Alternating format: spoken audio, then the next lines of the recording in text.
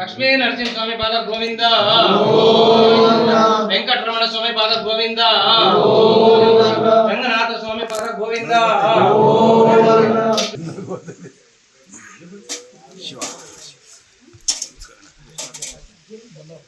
ಸಮಾಜದವರು ಹಿತೈಷಿಗಳು ಎಲ್ಲ ಬಂದ್ಬೇಕಂತ ನಿಲ್ತಾರೆ. ಮೂರ್ತಿ ಎಲ್ಲ ಕಾಣ್ಬೇಕು. ನಮ್ಮ ಇವ್ರು ಕಾಣಲಿಲ್ಲ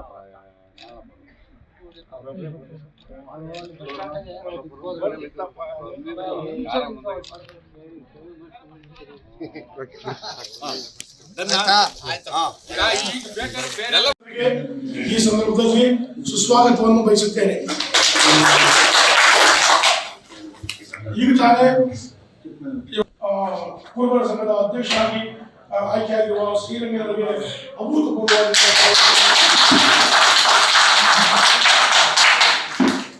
ಹಾಗೂ ನಮ್ಮ ಹಿರಿಯರಾದಂಥ ಗೌರವ ಅಧ್ಯಕ್ಷರಾದಂಥ ಲಾರಿ ಮಲ್ಲಣ್ಣನವರಿಗೂ ಸಮೇತ ಈ ಸಂದರ್ಭದಲ್ಲಿ ಸ್ವಾಗತವನ್ನು ತಿಳಿಸುತ್ತೇನೆ. ಹಾಗೂ ಹಿರಿಯರಾದಂಥ ಡಿ ರಂಗಯ್ಯನವರು ಈ ಅವರು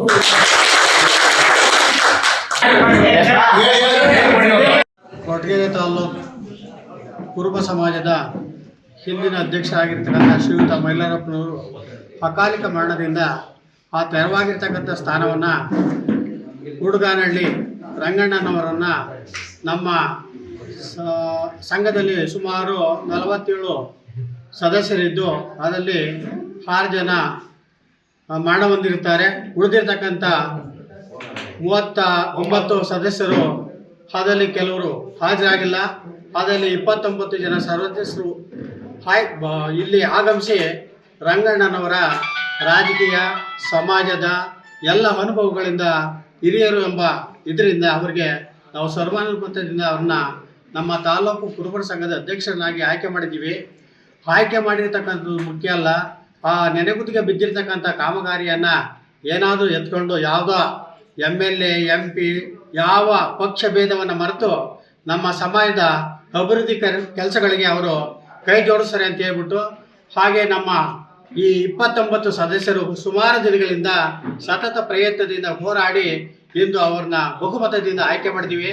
ಹಾಗೆ ಈ ನಮ್ಮ ನಿರ್ದೇಶಕರು ಹಾಗೂ ನಿರ್ದೇಶಕರ ಪರವಾಗಿ ಸುಮಾರು ಸಮಾಜದ ಬಂಧುಗಳು ಈ 3-4 ದಿನದಿಂದ ಭಾಳ ಶ್ರಮಪಟ್ಟಿದ್ದರಿಂದ ರಂಗಣ್ಣವರು ಅಧ್ಯಕ್ಷ ಆಗಕ್ಕೆ ಅವಕಾಶ ಆಯಿತು. ಅದೇ ನಾವೆಲ್ಲ ಸಹ ಇನ್ನು ಮುಂದಿನ ದಿನಗಳಲ್ಲಿ ಒಗ್ಗಟ್ಟಾಗಿ ಯಾವ ಪಕ್ಷ ಭೇದವನ್ನು ಮರೆತು ಸಮಾಜದ ಏಳಿಗೆಗಾಗಿ ದುಡಿತೀವಿ ಅಂತ ಹೇಳ್ಬಿಟ್ಟು ಇಲ್ಲಿ ಮಾತನಾಡಲು ಅವಕಾಶ ಮಾಡಿಕೊಟ್ಟಂತ ಹಾಗೂ ಸಹೋದ್ಯೋಗಿಗಳೇ, ಇವತ್ತಿನ ದಿನ ನಮ್ಮ ಮೈಲಾರಪ್ಪನವರ ಅಕಾಲಿಕ ಮರಣದಿಂದ ತೆರವಾದಂಥ ಅಧ್ಯಕ್ಷರ ಸ್ಥಾನವನ್ನು ನಾನು ಇವತ್ತು ನಮ್ಮ ಎಲ್ಲ 29 ಜನ ನಿರ್ದೇಶಕರು ನನ್ನನ್ನು ಆಯ್ಕೆ ಮಾಡಿದ್ದಾರೆ, ಬಹುಮತದಿಂದ ಆಯ್ಕೆ ಮಾಡಿದ್ದಾರೆ. ಆದ್ದರಿಂದ ನನಗೆ ತುಂಬ ಹೃದಯದ ಅವರಿಗೆ ಧನ್ಯವಾದಗಳನ್ನು ಅರ್ಪಿಸ್ತಾ ಇದ್ದೀನಿ. ಮುಂದಿನ ದಿನಗಳಲ್ಲಿ ಇವತ್ತಿನ ದಿನ ನಮ್ಮ ಈ ಎಲ್ಲ ನಮ್ಮ ಕನಕ ಭವನಕ್ಕೋಸ್ಕರ ನಮ್ಮ ಎಲ್ಲ ಡೈರೆಕ್ಟ್ರು ಹಾಗೂ ಎಲ್ಲ ನಮ್ಮ ಕುಲಬಾಂಧವರು ಆಮೇಲೆ ನಮ್ಮ ಶಾಸಕರು MP ಗಳು ನಮ್ಮ ರಾಜಣ್ಣವರು ನಮ್ಮ ಈಶ್ವರಪ್ಪನವರು ಎಲ್ಲರ ಸಮ್ಮುಖದಲ್ಲಿ ಈ ಒಂದು ಸಮುದಾಯ ಭವನವನ್ನು ಕಟ್ಟೋದಕ್ಕೆ ಎಲ್ಲರ ಸಹಕಾರ ನಮಗೆ ಬೇಕು ಅಂತ ಕೇಳ್ಕೊಂತ ನನಗೆ ಈ ಒಂದು ಜನಾಂಗ ಇಷ್ಟೊಂದು ವಿಶ್ವಾಸ ನನ್ನ ಮೇಲೆ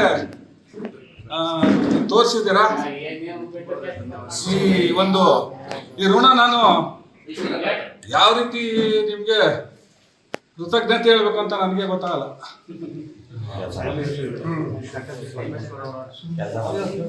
ನಮ್ಮ ಶಾಸಕರು ಅವರ ಬೆಂಬಲನೂ ಬೇಕು, ಎಲ್ಲ ರಾಜಕೀಯ ಬೆಂಬಲನೂ ಬೇಕು.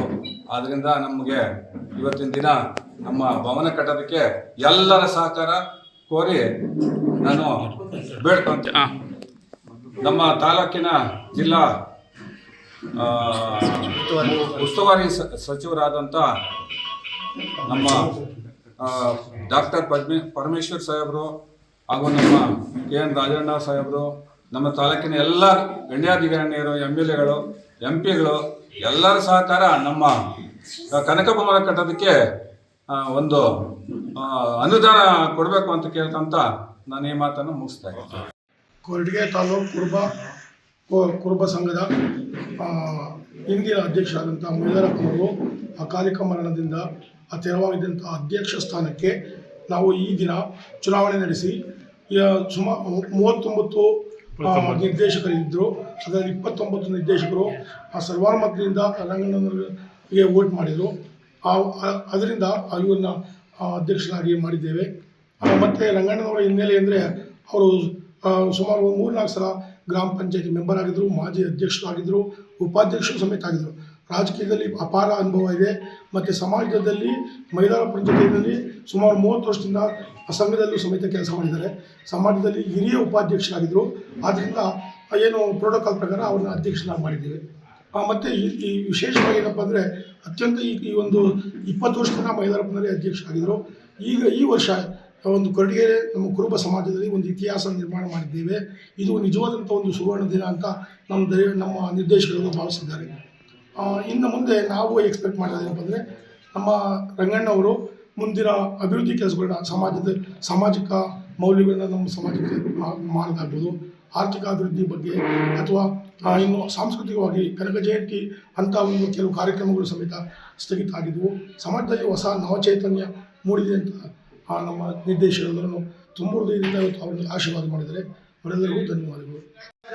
ಇವತ್ತಿನ ದಿವಸ ಕನಕಭವನ ಮೈಲಾರಪ್ಪರಿದ್ದಾಗ ಏನೋ ಮಾಡಿದ್ವಿ, ಅವರು ತೀರ್ಕೊಂಡ್ರು. ಅವರು ಬದಲಾಗಿ ರಂಗಣ್ಣನ ಅಧ್ಯಕ್ಷರು ಮಾಡಿದ್ದೀವಿ. ಇನ್ನು ಮುಂದೆ ಎಲ್ಲರೂ ನಾವು ಕುರುಬ ಜನಾಂಗ ಅಂತ ಎಲ್ಲ ಜನಾಂಗದವರು ಸೇರಿ ಕನಕಭವನ ಕಟ್ಟೋದು ಅಂತ ತೀರ್ಮಾನ ಮಾಡಿದ್ವಿ. ಅಭಿವೃದ್ಧಿಗೆ ಎಲ್ಲರೂ ಸೇರಿ ಶ್ರಮಿಸಿ ಮಾಡಬೇಕು ಅಂತ ನನ್ನ ಅಭಿಪ್ರಾಯ. ಮಾತಾಡಿ. ಹಾಗೆ ಈ ಸಮುದಾಯ ಭವನ ಕಟ್ಟೋದಕ್ಕೋಸ್ಕರ ರಂಗಣ್ಣವರನ್ನ ಅಧ್ಯಕ್ಷರು ಮಾಡಬೇಕು. ಇನ್ನು ಮುಂದೆ ಎಲ್ಲ ಜನಾಂಗನೂ ಸೇರಿ ಕನಕಭವನ ಕಟ್ಟೋದು ಅಂತ ತೀರ್ಮಾನ ಮಾಡಿದ್ದೀವಿ.